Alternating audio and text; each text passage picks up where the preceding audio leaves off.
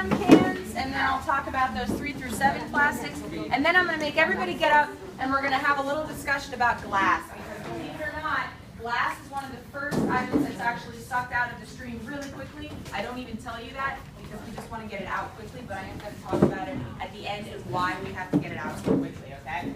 So, we mentioned aluminum cans earlier. We're going to talk a little bit more about them. I will not lie, this is the most complicated and difficult to explain process of all of them.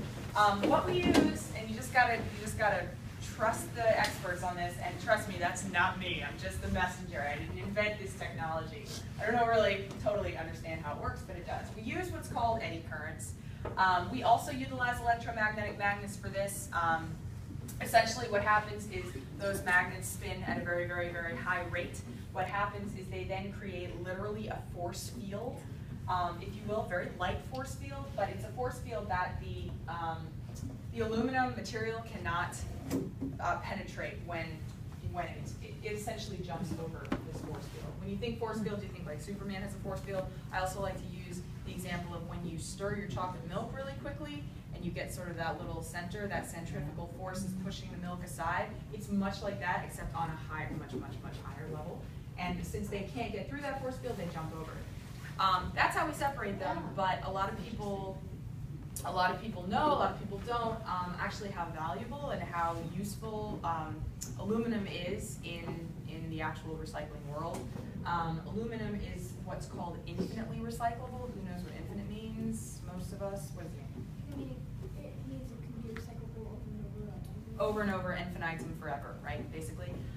Other recyclable items like paper, for example, does have an end life. So you can, best intentioned, you know, you can recycle paper, but you can really only recycle it about 4 to 8 times before those fibers are too degraded and they can't be recycled again. So sad to say, all paper, no matter how many times you recycle it, the last stage is going to be a tissue down, you know, in the trash, or toilet paper down, you know, the toilet, unfortunately. Whereas aluminum, and specifically aluminum cans, are almost always recycled into new aluminum cans. There are lots of other items that can be made, and we'll talk about this in the after processing section, but there are a lot of other items that can be made, like, for example, steel cans can become a new bicycle. For the most part, aluminum cans usually just become new aluminum cans. But that process is so effective that at this point, right now, you can literally throw away a Coke can in the recycling, of course. It would come here, go through this entire process, be baled, be bought by Coca-Cola, go to their further processing plant, be made into a new Coca-Cola can, and back on the shelves, that same metal you had just touched in 30 days.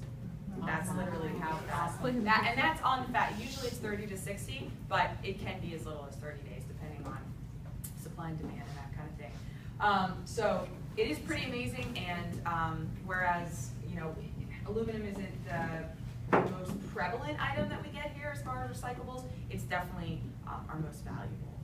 Aluminum is most valuable. Aluminum, well, yeah, essentially, yes it is. Not steel or metal. No, aluminum is definitely, it's up there as far as value. Yep, to the tune of, we keep it in a separate bunker because it's so valuable that people have been known to try to steal bales of aluminum. Wow. I don't know how you do it. You have to get a couple of guys and a truck, I guess, under the shroud of night and come to, I have no idea, but people have been known to try to do it. An idea of what its economic value is ranging that right now? That is a question that I can't answer, A, because I would give you a very vague